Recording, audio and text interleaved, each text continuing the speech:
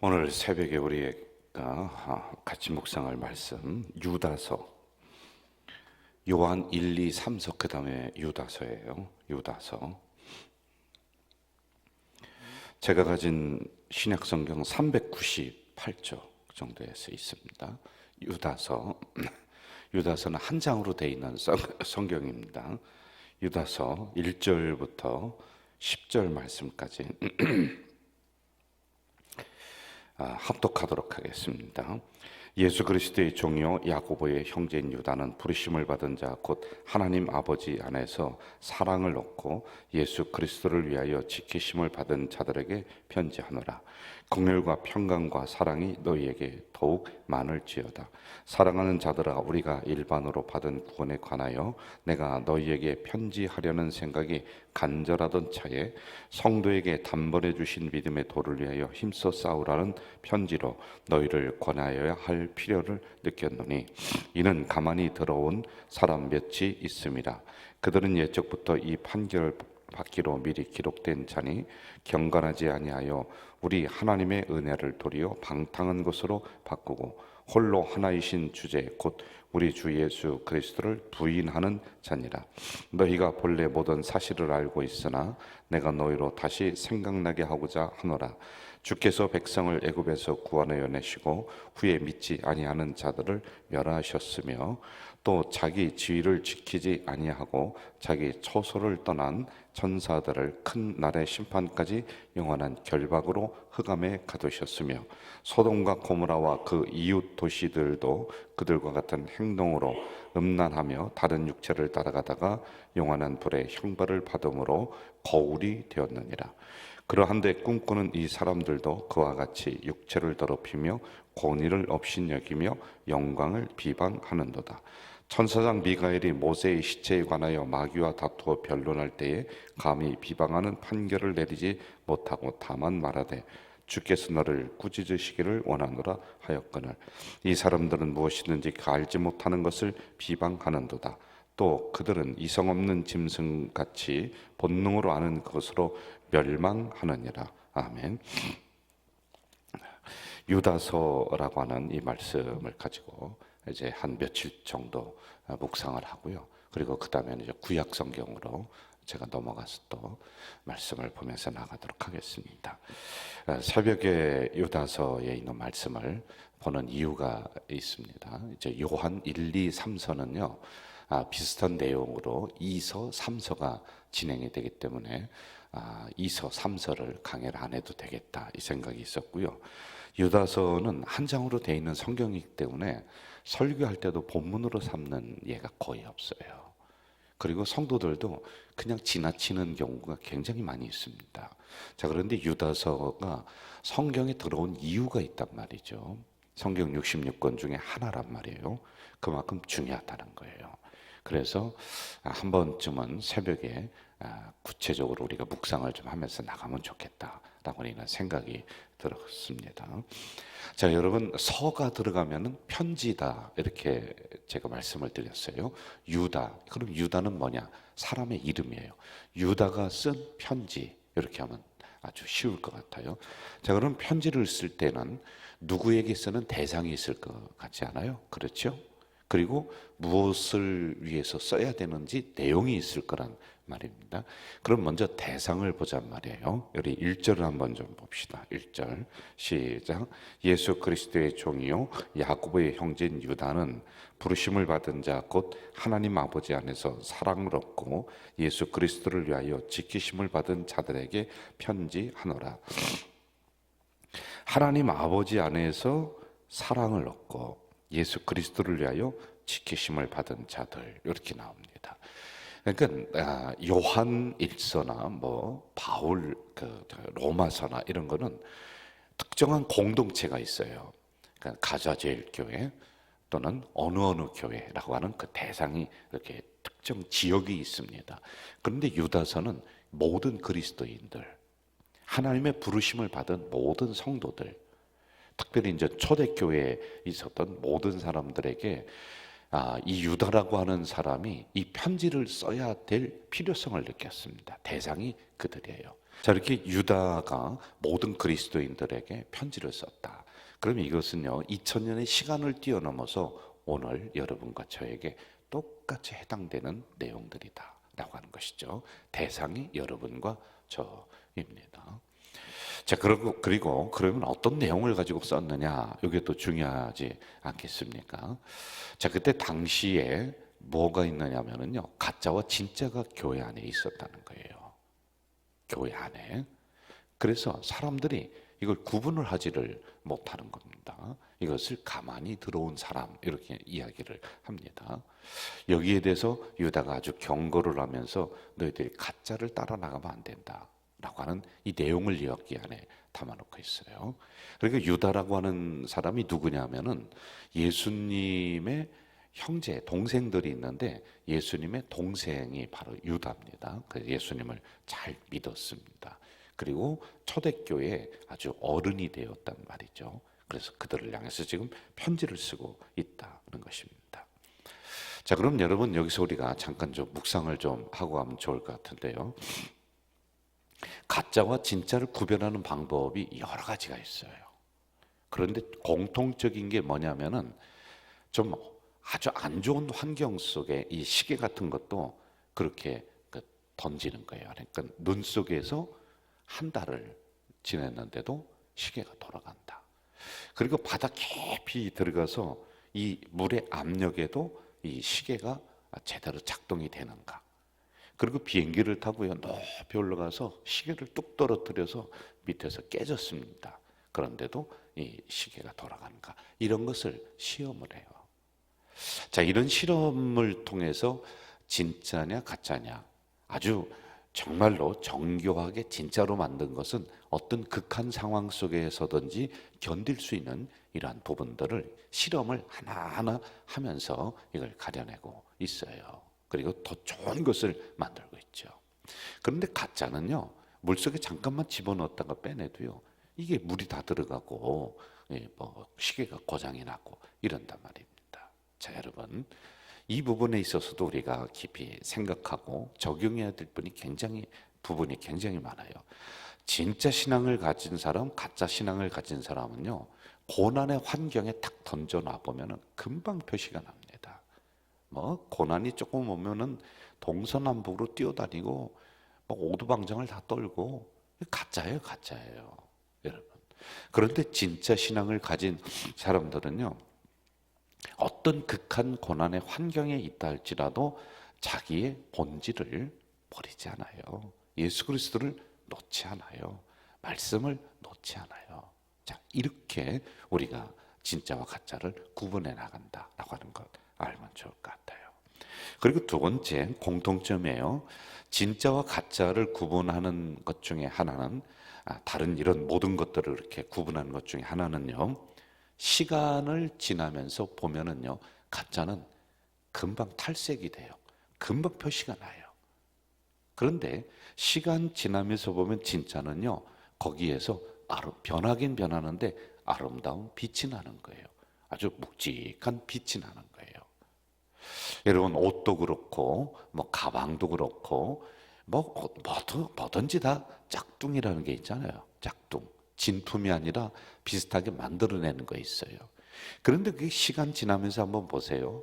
금방 색깔이 변하든지 가죽이 벗겨진다든지 뭐 탈색이 된다든지 이렇게 돼버리는 거예요. 그런데 진짜는요, 시간이 지나면서 그 자체 내에서 좀 약간 낡아지긴 낡아지지만은요, 근접할 수 없는 아름다운 빛을 이렇게 띠게 되는 것이거든요. 신앙도 여러분 똑같아요. 시간이 지나면서 보면 그 사람이 진짜인지 가짜인지가 나오는 거예요. 20년 전에, 20년 후인 오늘 한번 보세요, 여러분. 여러분에게 어떠한 신앙의 빛이 나오고 있나요? 이걸 한번 좀 봐야 돼요. 자, 세 번째, 진짜인가 가짜인가를 구분하는 방법은요, 열매를 보면 아는 거예요. 신앙은 점점점 지나면서 열매가 맺힙니다. 인격의 열매. 행동의 열매, 말의 열매. 그러니까 무슨 얘기냐? 말하는 모양새도 좀 달라져요. 행동하는 것도 좀 달라져요. 조금씩은 변해야 되잖아요. 사람이 진중하게 생각할 줄 알아요. 멀리 내다볼 줄 알아요. 그런데 이러한 열매가 맺혀지지 않는다라고 하면은 가짜일 가능성이 있다라고 하는 그런 것입니다. 자, 이러한 가짜가 교회 안에 들어와서 진짜를 밀어내고 있는 거예요. 이 당시에. 그래서 사람들이 가짜를 따라다녀요. 그러니까 유다라고 하는 그 교회 지도자가 보면서 야, 이거 안 되겠다. 내가 이 편지를 쓸 이유가 여기서 있다. 이들에게 이것을 꼭 가르치고 싶다라고 하는 마음을 성령께서 주셨어요. 그리고 이 편지를 지금 그들에게 쓰고 있는 내용들입니다. 4절로 한번 좀 가봅시다. 4절 같이 한번 읽을까요? 시작. 이는 가만히 들어온 사람 몇이 있습니다. 그들은 옛적부터 이 판결받기로 미륵 기록된 자니 경건하지 아니하여 우리 하나님은 은혜를 도리어 방탕한 것으로 바꾸고 홀로 하나이신 주제 곧 우리 주 예수 그리스도를 부인하는 자니라. 자, 보세요. 성경을 가지고 우리가 봐요. 그들은 가만히 들어온 몇 사람이에요.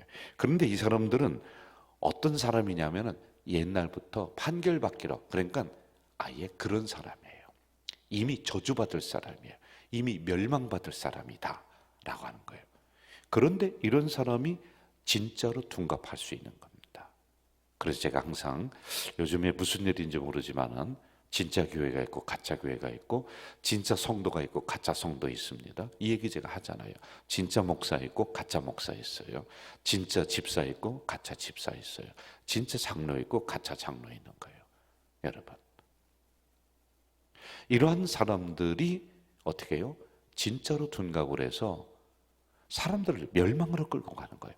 그런데 성도들이 이걸 모른다는 거예요. 언제 아느냐? 불구덩이 속에 들어가서 아이쿠. 그래서 여러분, 이단은 다르리자 끝단자 끝에 가서 다른 거예요. 그런데 그때 가면은 돌이킬 수 없는 이런 상황들이란 말입니다. 자, 또 성경을 봐요. 이들은 미리 저주받은 자들이요, 그리고 경건하지 않은 사람들입니다. 그리고 하나님의 은혜를 방탕한 것으로 바꿔버리는 사람들이에요. 그리고 예수님을 부인하는 사람들이다. 이렇게 아주 명확하게 기록을 해놓고 있습니다. 결국엔 그 안에 있는 성도들을 흔드는 겁니다. 성도들은 아직 잘 몰라요.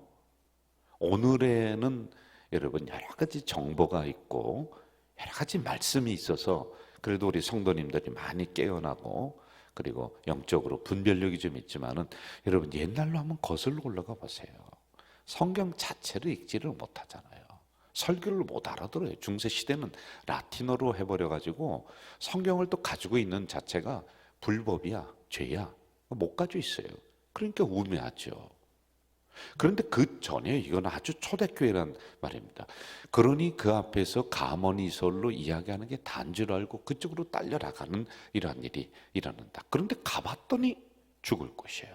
가봤더니 멸망받을 것이에요. 그때는 여러분 누구에게 책임을 물을 수도 없고 손해배상을 청구할 수도 없는 이런 일이 종종 일어났었다라고 하는 것입니다. 여기에 사람들이 흔들리고 있다라고 하는 거죠. 그럼 구체적으로 이런 사람들이 누구냐라고 하면은요, 그때 당시에 영지주의라고 하는 이단이 있었습니다. 굉장히 유명했습니다. 이 복음을 그냥 완전히 흔들어 버리는 거예요. 그럼 영지주의가 주장한 게 뭐냐면은, 아니 어떻게 예수님이 성육신 인간의 몸을 입고 올 수 있느냐? 예수님은 인간의 몸을 입고 오지 않았다. 그 거룩한 분이 그냥 영적으로 계신 분이지 인간의 몸을 입지 않았다. 요거부터 부인합니다. 그리고 또 이렇게 얘기해요. 영과 육은 따로따로이다. 영은 굉장히 선해. 그리고 육은 굉장히 악해. 그러므로 육은 항상 자기 스스로 학대해야 돼. 그래서 여러분 거기에 영향을 받아서 계속 뭐가 나오냐면요, 자기 몸을 가지고 채찍으로 내리치는 거예요. 왜? 육이 악하니까 막 내리쳐요. 그리고 아주 극단적으로 금식하고 육을 학대하는 거예요. 막 그냥 막 몸을 긋고 막 그렇게 하는 거예요. 그런데 영은 선하다는 거예요. 이게 영과 육의 이원론이란 말이에요. 이런 게 있었습니다. 그리고 이 영주주의 이단들은 어떻게 하냐면요, 영적으로 선하면 됐지 육적으로는 우리가 어떤 거든지 할 수가 있다 라고 하는 방종, 음란, 도덕 폐기론, 여기로 가는 거예요. 우리가 즐기면 되지. 그런데 내 영은 선한 거야. 이렇게 사람들에게 가르치니까 얼마나 좋은지 몰라요. 왜냐하면 여기에 성경에 나오는 예수님의 가르침들은 이렇게 해야 된다, 이렇게 이것은 하지 말아야 된다, 이런 것이 딱딱딱 있는데, 아니 마음대로 해, 마음대로 즐겨. 그러니 여러분 얼마나 거기에 사람들이 혹하면서 가겠어요. 오늘날에도 똑같아요, 여러분들. 이러한 것을 주장을 했다라고 하는 것이죠. 자, 여기에 성도들이 신앙을 지키면서 가기가 굉장히 어려웠다라고 하는 것이에요. 여러분, 오늘날에도 제가 우리 성도들에게 다른 이단적인 이야기라든지 이단적인 교리를 슬금슬금 가르친다고 쳐보세요. 20년 동안 가르쳤어요. 가랑비에 옷 젖는 거예요. 그럼 여러분 지금 이상하게 돼버렸어요. 우리 교회 이상하게 돼버렸어요. 안 그렇겠어요?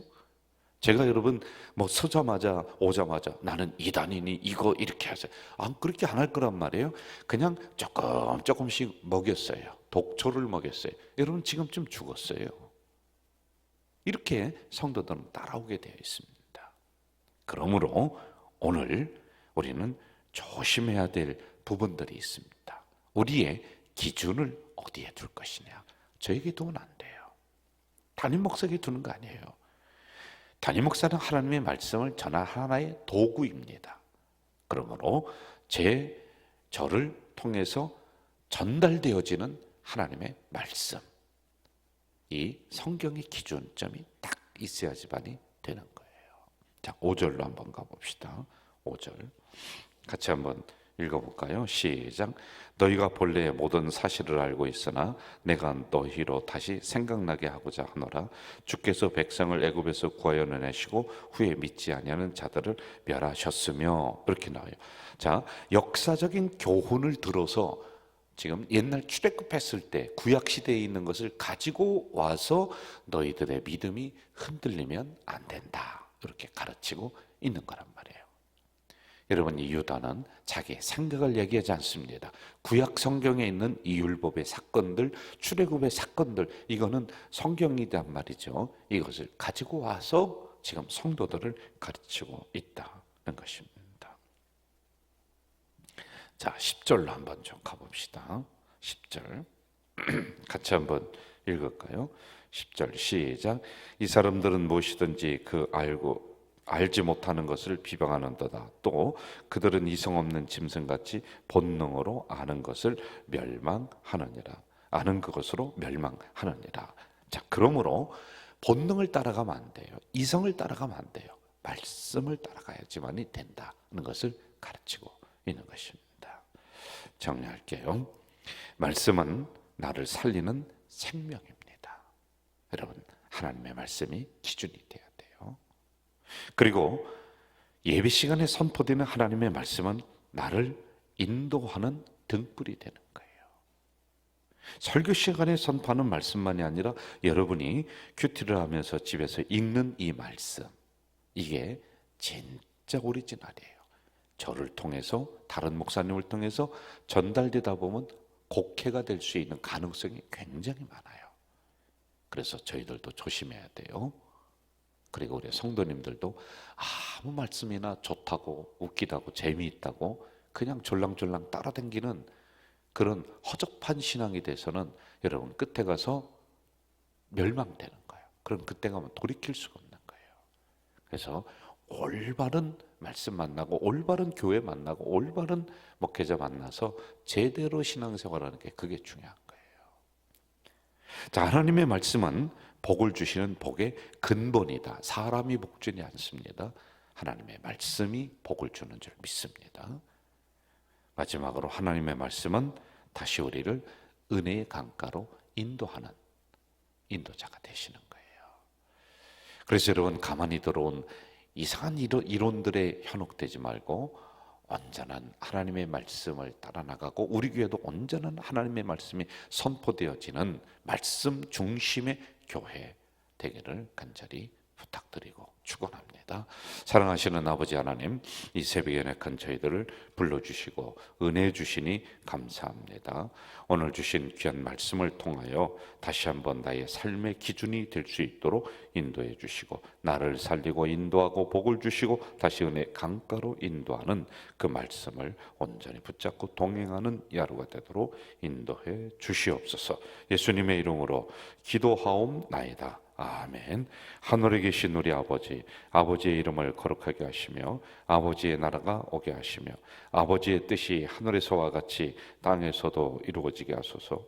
오늘 우리에게 일용할 양식을 주시고, 우리가 우리에게 잘못한 사람을 용서하여 준 것 같이 우리 죄를 용서하여 주시고, 우리를 시험에 빠지지 않게 하시고 악에서 구하소서. 나라와 권능과 영광이 영원히 아버지의 것입니다. 아멘.